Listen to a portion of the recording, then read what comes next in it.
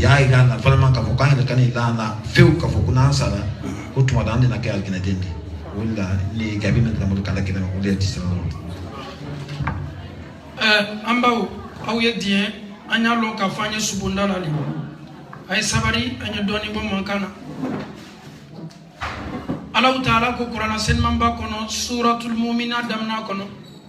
ambao ni amfao imma safolo ni doto arjina kono wala may doto taybe salona Allah Ta'ala ko balaya buluma ba'da a'udhu billahi minash shaitanir rajim bismillahir rahmanir rahim qad aflaha al mu'minun. Certes les croyants sont sauvés, certes les croyants sont déjà au paradis. Allah Ta'ala ko balaya foli la dengene ya foli la tunya na ala la don senman do yen ndu ko ko ka masa folo Allah Ta'ala ko arjine bradoma Allah Ta'ala kam mankutu woro fo sini woro ni slama banu yela yira la sawa ka to baraw ka ni saya ki soro ka to baraw ka allon ka fo ki arjino kono doy donc ni bara woro anyan tolomalo ala ko sebe an koro ka intervention ma bake anana ni banku kane kana Allah Ta'ala batu alama andam bara fo kama wama khalaqtul jinna wal insa illa liya'budun. Allah Ta'ala ko kama adama dini jinna dam bara foy ko sonin du ko ko kan foka Allah Ta'ala batu mission belebele min dila amole ka Allah Ta'ala batu ala fana ko ya Qur'an belebele ko no mu'minun ko fa sura la ko ale Allah Ta'ala la jondol brakisi al brakisi ala kumana avec le temps passé qad aflaha al mu'minun. Les croyants sont déjà sauvés, ils ne seront pas sauvés mais ils sont déjà sauvés. Allah Ta'ala ka jogo belebele woro ko fo akadam na muma folo alladhina hum fi salatihim khashi'un. Allah ka adam na selle ma folo ja adama den seli kanya do be ni ka lon ka fo kila seli e kelate ima sa folo alon ka fu do to arjina kono. Allah Ta'ala ko ceux qui sont humbles dans leur prière momen nislana Allah Ta'ala nya Allah seli la an me seslana Allah Ta'ala nya na sellali ala nya saranya be sedula anna kanto sellali anya nyere konte bo kana selil mafle ala ya fala qur'ana kono inna salata tanha anil fahsha'i wal munkar wal baghi koni seli kala ke ko nyuma islama musoni islama chabulo wallahi koni ko kibe baraka ala te diana baramima seli ke ko nyuma bena loina je ate dianya sima e baraduke mais aw me sella suni tele anye namarala kuma kan do yebola anda kuma kan minuma di Allah Ta'ala an nyanyere saura mafle kenema yala Allah Ta'ala kan ala nyasranya selimi ma est-ce que anna seli kelate ni ala ka sallallahu alaihi wasallam aya tabi'ina belebele do urwa jangaro do bola sena bana belebele do bola sena docteur ko ma ko urwa isenti etoli ma isenti na tigela nyasima fanye basi do le dima mimi bu haklika dololaka folo sentu maketela senyeti la silela minuzelier simintala ka yiriti urwa ko kon sona sentiama mais alka femi fonyina ko nya domu bi nyami ko kenye bon haklika mi dolola kay ala lantena dienoma ngo ni sona sentiama mais ka fendo ta mi bon haklika kanyina Allah Ta'ala ko ala lantena dienoma docteur ko urwa ni tena dienoma ele ka to basid mantala mi bi haklika dimi e bankuna ako docteur ma aliya to nine do la selioro nine kan lo Allah Ta'ala nyakoro nine kan lo mari ala nyakoro ne miriya te fo yefo Allah Ta'ala aliya to wati mina nine kan ntembiri duma ka sujuduke alwe nan semna katige docteur ko urwa ko kaba ko kuma leboy e ka adama den senkene mamna katige ima basita basi mi medimi na bankuna akoko kaka min fo koko ke urwa do min kala selioro aka sujudu be docteur nana kana semna kama sona tumi men ala sujudu la aluka semna kabaka senti ala shila asenti min kala abola la sujudu la kisi kala tayake ka salamu alaikum bla bana kam nyingalike ko docteur men tun kaka kana senti al mana folo Allah Ta'ala kay ala nya serenya sumi masel lawle woy kaseli iduskunya Allah Ta'ala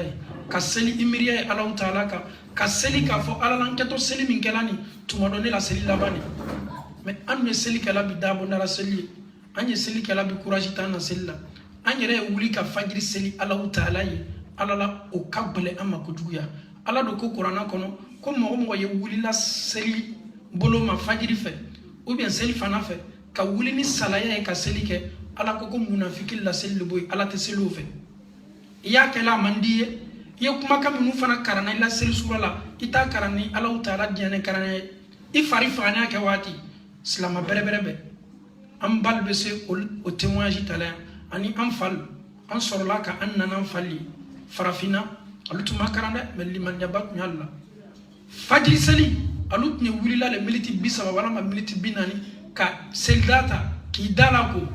courage balla albe bon fana ka tama ka tam misiri la suno fo italla. Elles étaient courageuses, ils étaient courageux oluslana ala taala nyalla selila ala ko momo la seli ke la seli kenya uma amasa folo ayare la sawa adoto arjina ko o to masiri folo adam nana mumma folo ole seli da adama de dol fana seli ke la seli kan ga ludanga sella fla ko fala la taala bolo qur'ana la a folo olu doto arjina ko a flana olu tena arjina sumata la kuma te ka do arjina ali sella ala taala ko qur'ana ko fawailun lil musallina ala ko jahannama kolonjan jahannama balo o yesella doli alladhina hum ala taala ko kun kay sella ulema an salatihim sauna mu'min kisi ka selike ali yere diane lella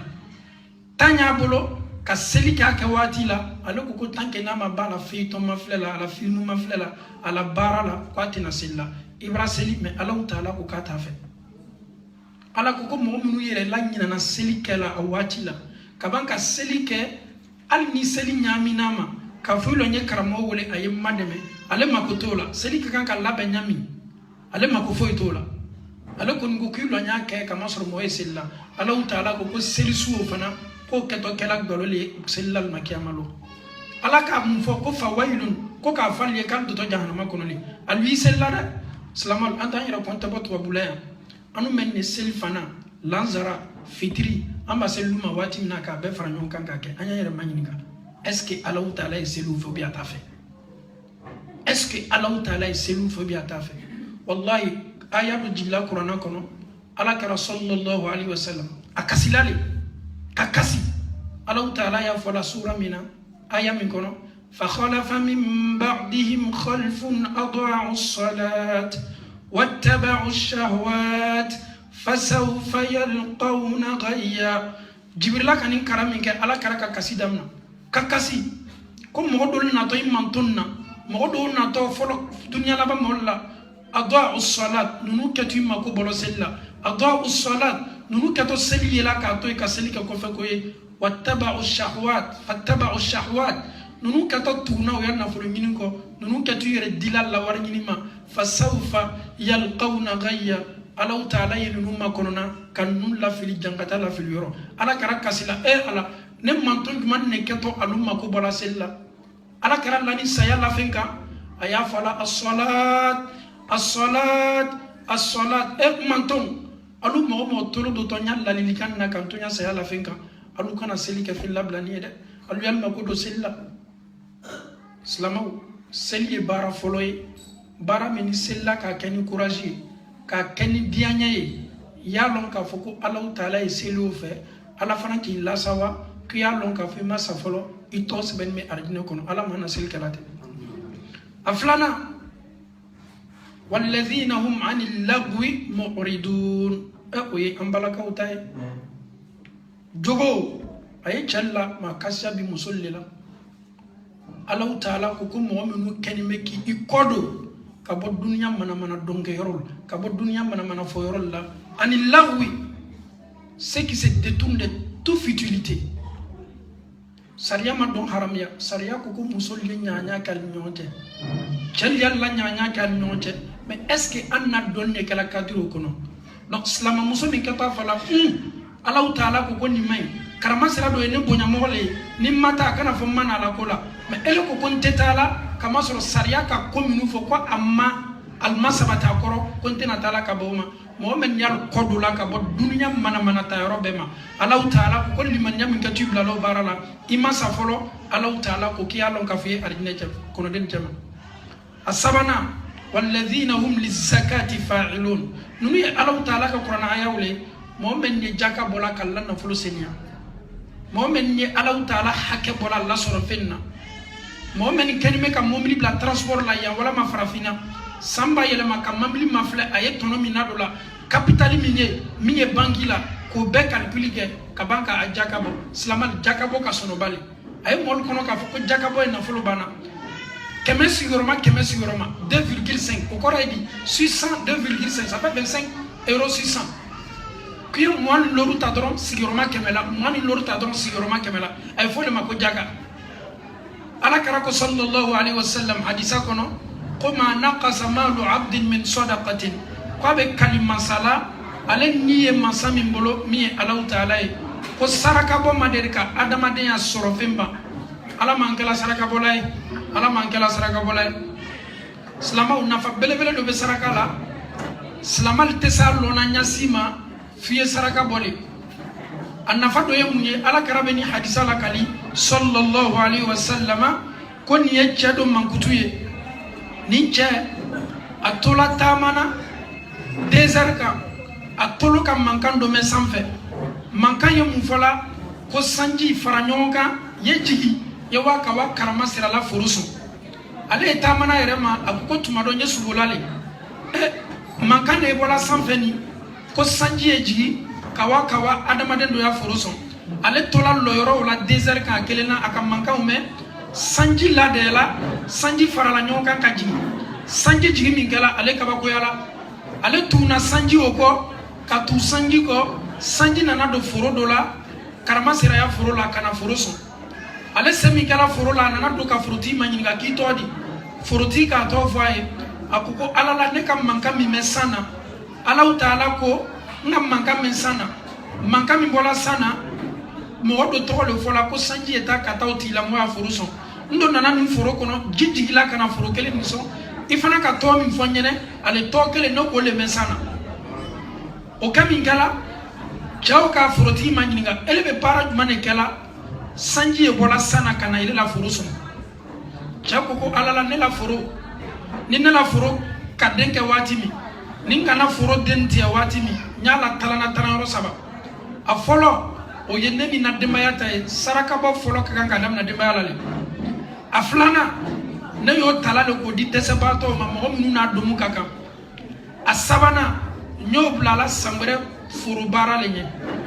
no che saraka mi mbola ka di desabato ma Allah ta'ala be nyamariya di sama ko sanji ji kana chela furu son kasoro chere ta kalama ala man kala saraka bolay donc adamade ni ki yere saraka bo bunda kono aseka kiye e kakan ka saraka bo anya yere manyininga mo mun betu abula asiama yare la nyina saraka boko saraka bo yere kakan ka damna na fulu jolle anya ni na me kusebe ni na fulu nasi yoroma temena na fulu si yoroma kemeka okoro edi na fulu si yoroma keme damna na jolle ma anya watinna anu men netu abula loni kala ko ka damna 1000 euros 1500 euros 2000 euros kata se 3000 euros 1000 euros ba sankelen kibolo konti la 1000 euros ba sankelen kibolo ala la ikanime ka la julaya 1000 euros ba sankelen kibolo ika do transport do la transport ye fana kan ka warla do wala ma ika lulo mol ye loisel la luma samba yele ma loisel ye wari mindila yo fana mafle ani dia mumli ni taxi men pour la samba yele ma misali akoloma nyena taxi bla bi ay buri dam nabi circulation dam nabi ikaka ka bile sebe ka bija to tu kono sambere binyo na sambere no sela ele kaka ka mafle taxi ka jollado taxi ka munke yo warle tala ka calculer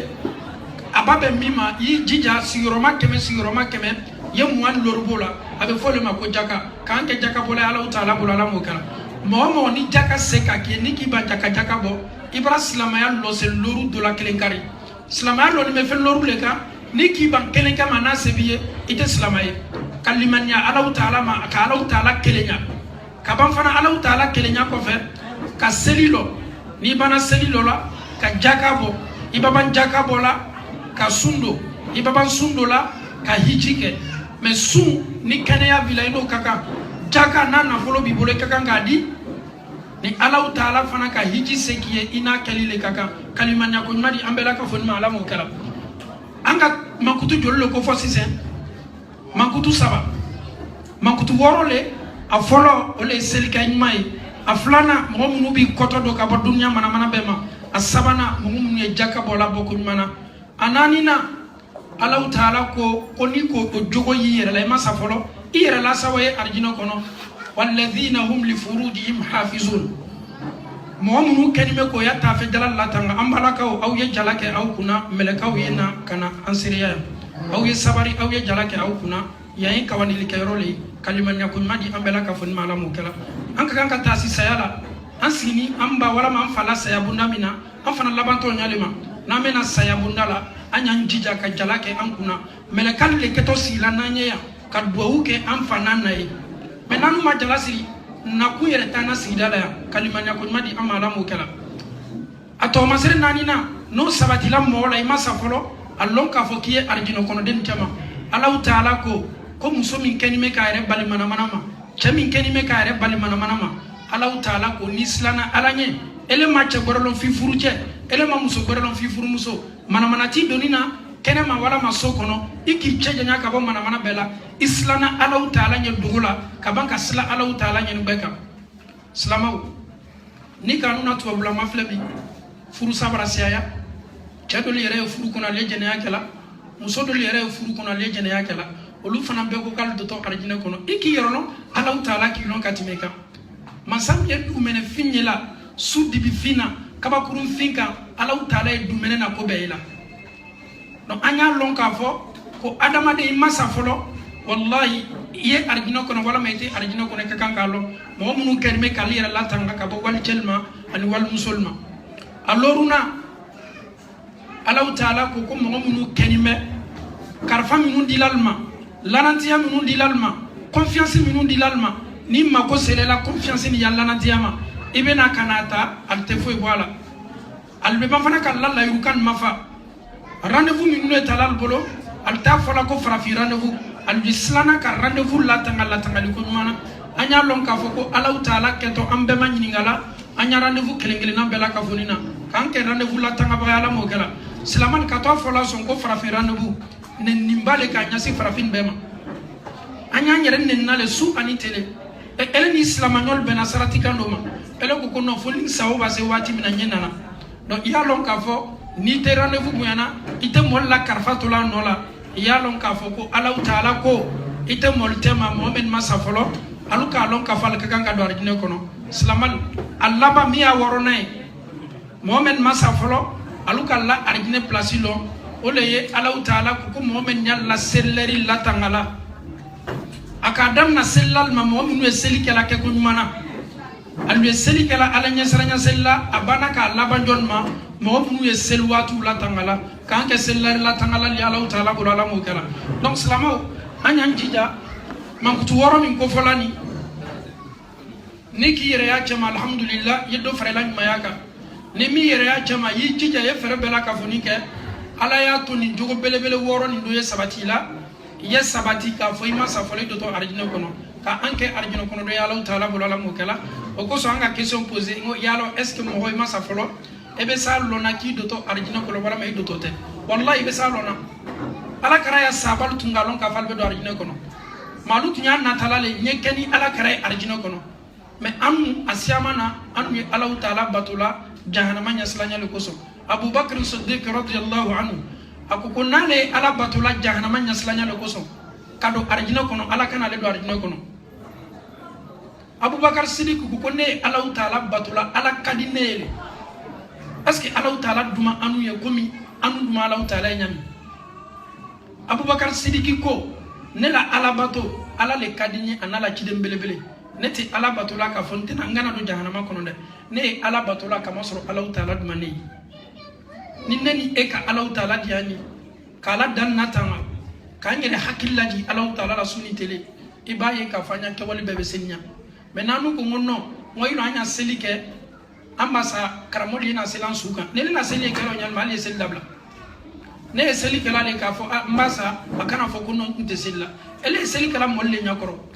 ele kan ki la selike ni Allah Ta'ala temalale ima chokoroba do ya bola maka